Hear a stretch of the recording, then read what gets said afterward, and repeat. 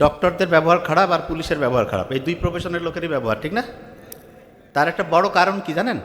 রাতের ঘুমটা এদের ঠিকভাবে হয় না এবং সারাদিন প্রেশার।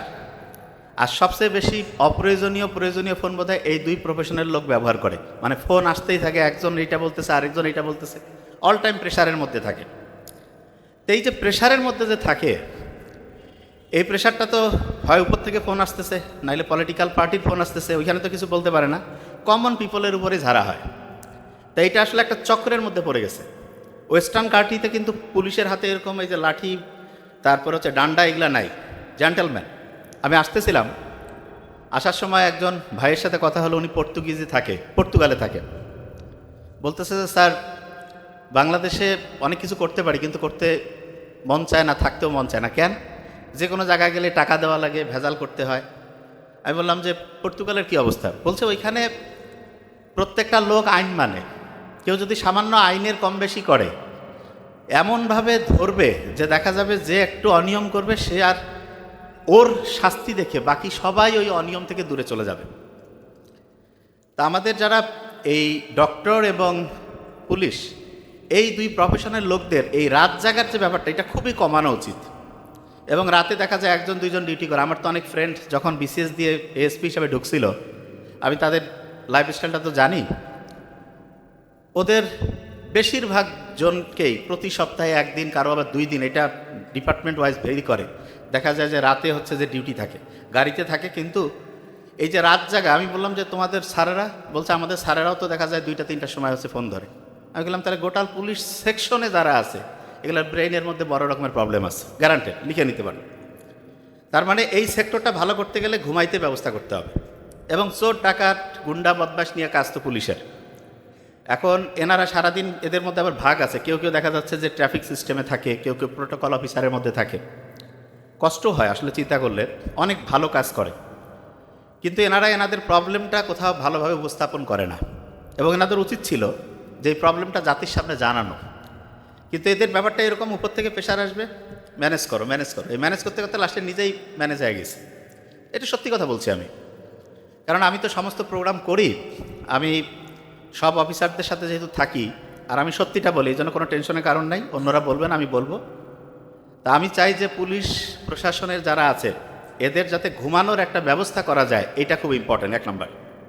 আর ডক্টরদেরটা তো এটা নিয়ে আমি বলছি, আমাদের এখানে যেহেতু ডক্টর আপাতত ওইরকম বলার দরকার নেই, বারবারই বলছি যে ডক্টরদেরও রাতে ঘুমানোর একটা ভালো ব্যবস্থা করতে হবে।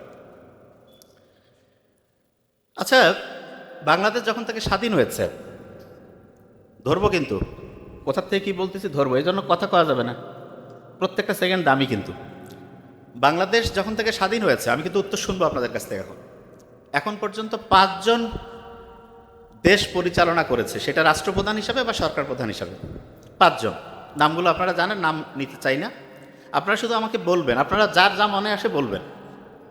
এই 5 জনের মধ্যে সবচেয়ে ভালোভাবে দেশ পরিচালনা করছে কে? নাম বলেন তো।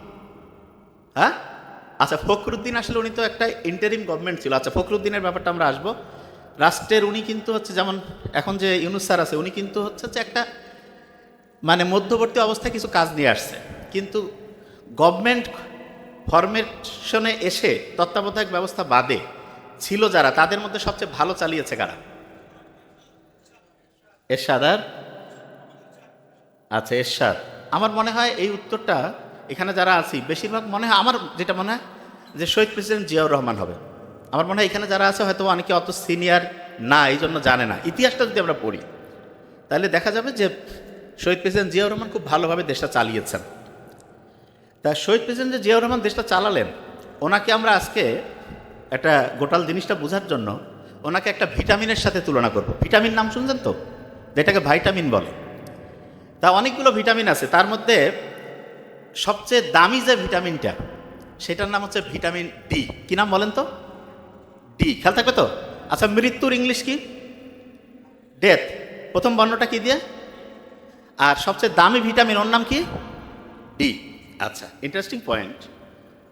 আমরা যে অনেকে মোবাইলে আসক্ত, এইটার পিছনে একটা বড় কারণ ভিটামিন ডি এর সাথে সম্পর্কিত। যে কীরকম? আচ্ছা, আমি যদি একটা প্রশ্ন করি, বেশিরভাগ জন উত্তরটা ভুল দিবে, কিন্তু তারপর শিখে নেই। সূর্যের আলোর মধ্যে কি কোনো ভিটামিন থাকে? কি নাম? আচ্ছা, আমি জানি এটাই বলবে সবাই। সূর্যের আলোর মধ্যে কোনো ভিটামিন নাই। যে আপনি কি কন স্যার, সারা জীবন শুনলাম সূর্যের আলোতে ভিটামিন ডি থাকে। না, মিথ্যা কথা। সত্যিটা কি তাহলে সেটা বলি। আমাদের যে স্কিন আছে না, এই যে ত্বক, এইখানে ভিটামিন ডি তৈরির কাঁচামাল থাকে। কাঁচামাল জিনিসটাকে একটা এক্সাম্পল দিয়ে বুঝবেন। ঘি খাইছেন কে কে জীবনে? হাত উঁচু করেন তো। ঘি, ও সবাই খাইছে, ভেরি নাইস। ঘি কি ডাইরেক্ট তৈরি হয় নাকি দুধ থেকে দই, দই থেকে মাখন, তারপরে ঘি, এভাবে হয় না?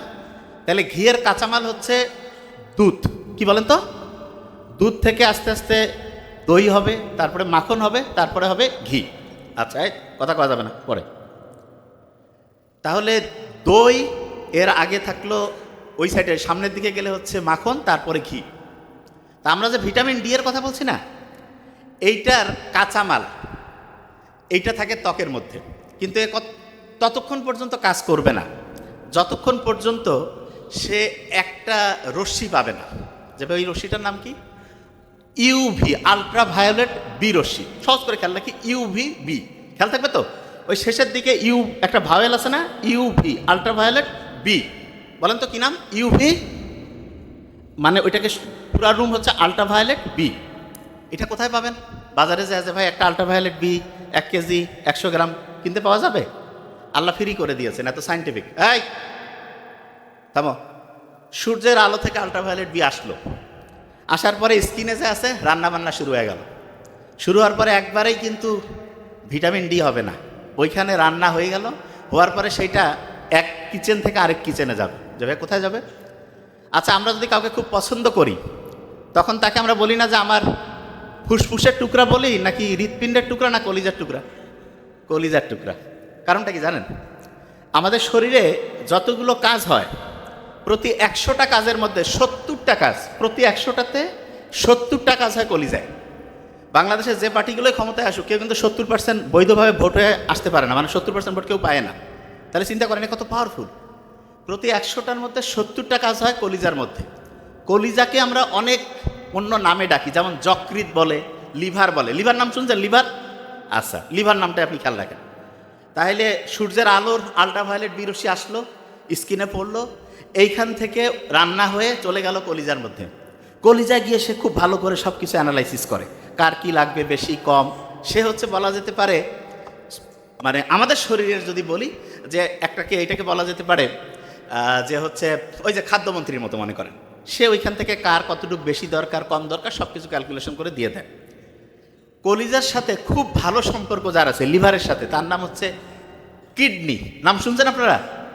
কিডনি শুনছেন না? যে কিডনি ফেইলিওর নাম শুনছেন না? আচ্ছা, কিছু জিনিস আছে যেটার ইংরেজি পরিচিত, বাংলা না। কিডনির বাংলা বৃক্ক, অনেকে বুঝতে পারবে না ভাই এটা ফির কি। কিডনি পরিচিত, তার মানে যেটা দিয়ে যে বুঝে। তাহলে প্রথমে সূর্যের আলো আসলো, কোন রশ্মি ছিল? আলট্রাভায়োলেট কি বি। রান্না হয়ে গেল, এইখান থেকে চলে গেল কোথায়? কোথায়? ভেরি নাইস, এই তো ভালোই খেলতে হয়। কলিজা থেকে তারপরে কোথায় যাবে?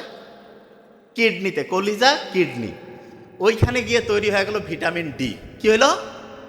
আচ্ছা, শহীদ প্রেসিডেন্ট জিয়াউর রহমানকে কার সাথে তুলনা করছি? ডি। যে ভাইয়া কি কারণটা এবার বুঝবেন। উনি যখন রাষ্ট্রের ক্ষমতা নিল, সব লোক তো একই ছিল। কিভাবে উনি ঠিক করলো দেখেন। আপনি যদি আরেকজনকে ঠিক করতে চান, আগে আপনার নিজে ঠিক হইতে হবে যে ভাই এটার কারণটা কি। খুব ইন্টারেস্টিং।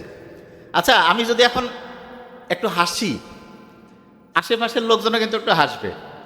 আমি যদি একটু হচ্ছে যে কান্নার একটা পরিস্থিতিতে যাই, আশেপাশের লোকজনও কানবে।